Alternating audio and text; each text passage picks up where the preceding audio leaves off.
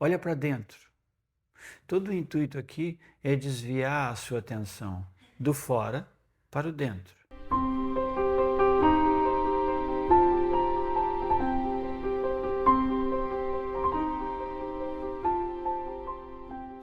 O que está acontecendo fora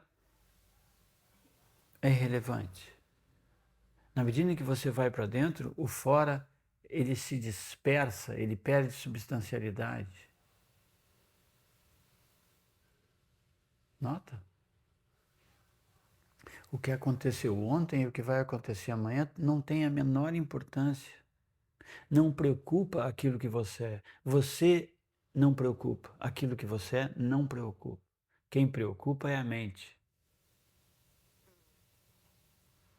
Olha para dentro e veja qual é a preocupação que você tem de verdade. E você vai ver que é tudo material mental, que não vale a pena. Não coloque energia ali. Olha para dentro.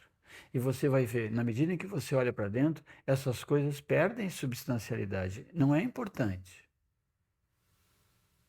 Por que não é importante? Porque é irrelevante. Por que é irrelevante? Porque é material mental. Se você não pensa, se você não imagina, elas não existem. Não existe. Isso não existe. Ah, mas o meu sofrimento, o meu casamento, tu está sofrendo agora? Tenta ver isso. É pontual.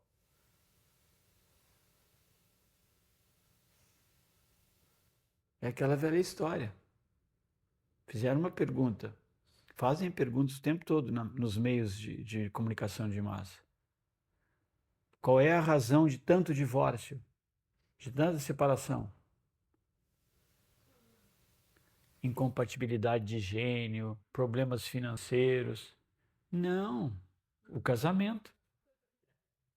Se você não tivesse casado, você não teria nenhum daqueles problemas. Teria os problemas, mas não poderia culpar o companheiro ou a companheira ou o casamento.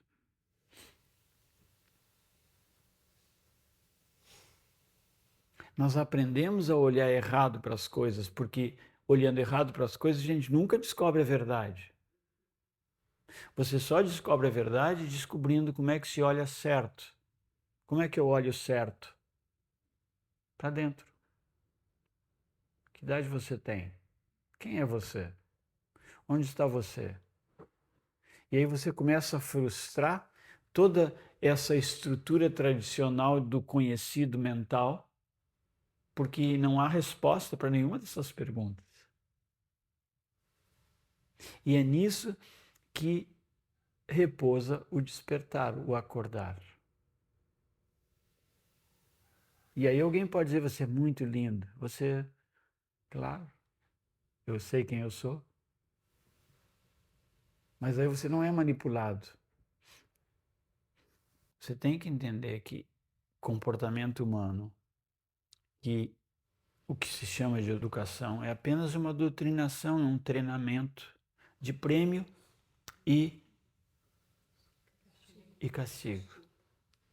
Você dá um biscoitinho ou não dá o biscoitinho.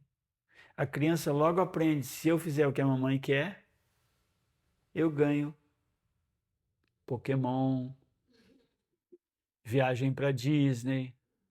Mas, claro, Disney is safe. Lá não vai acontecer nada que possa perturbar a ordem tradicional das coisas.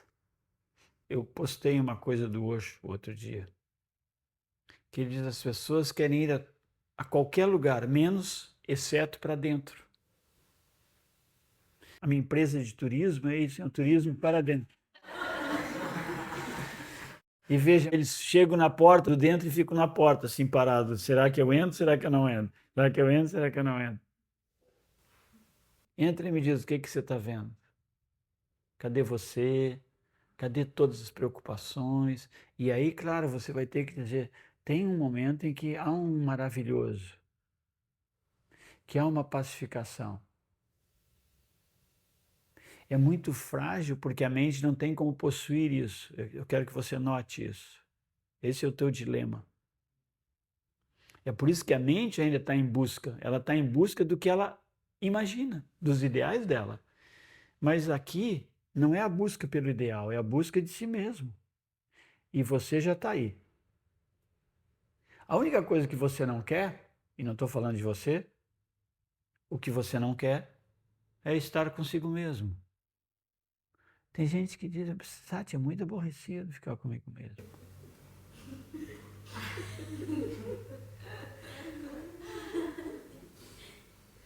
A pessoa entendeu tudo. Não é? Como é que pode ficar consigo mesmo ser aborrecido? Você é uma festa. Imagina, olha a liberdade que você tem em estar consigo mesmo, é uma liberdade absurda. É maravilhoso. É a única coisa que vale a pena. A brincadeira é olhar para dentro e ver que dentro existe liberdade absoluta. E agora essa liberdade demanda, obviamente, uma grande responsabilidade. Como é que eu lido com isso? Você pode fazer o que você bem entender. Não importa a opinião dos outros. Mas aí, o que você faz com isso? Isso vira proativo, isso vira criatividade, isso vira alegria na sua vida ou vira preocupação?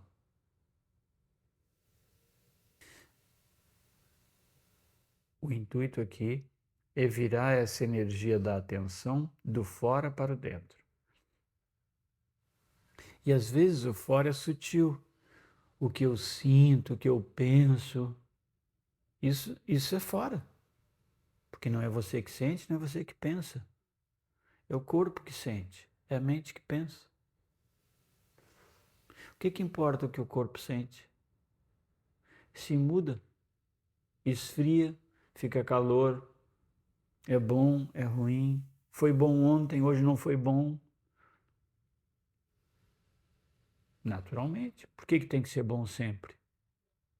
Onde que está escrito? Por isso que é importante é pautar-se, ou seja, centrar-se, ter um centro integrado na observação, que essa é o teu verdadeiro centro. E é um centro que não tem localidade. Aí vai desmanchando, inclusive, todos os critérios mentais da coisa. Onde que está o teu centro da observação? Nem ideia. Mas que tá. Para de observar, deixa eu ver. Mesmo que você não alcance em pureza o que é observar, a observação não se modifica. Nós,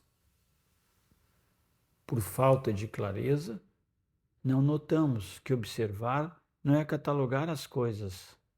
Eu estou observando a vaca. Isso não é observar. Isso é perceber uma vaca e denominar o objeto que você está vendo através da mente como uma vaca. É tudo um espelho. O que eu vejo? Ouse ver nada, porque isso é o verdadeiro ver.